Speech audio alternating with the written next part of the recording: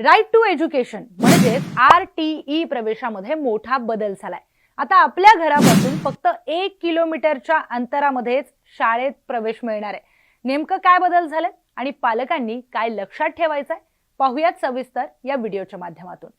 शालेय शिक्षण विभागाने काढलेल्या शासन निर्णयानुसार आता विद्यार्थ्यांना त्यांच्या नोंदणीकृत राहत्या पत्त्यापासून 1 किलोमीटरच्या परिसरातील शाळांमध्ये प्रवेशासाठी अर्ज करता येणार आहे।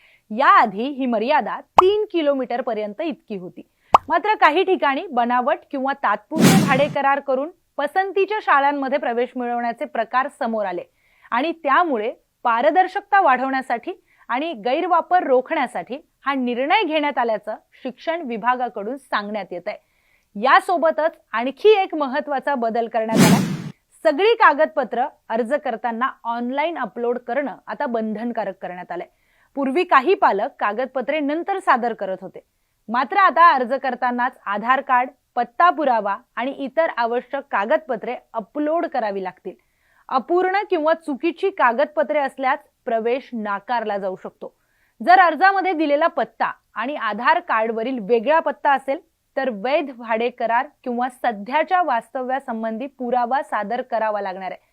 तक्रार आल्यास संबंधित अधिकाऱ्यांकडून पत्त्याची पडताळणी देखील केली जाणार आहे। तर RTE कायद्यानुसार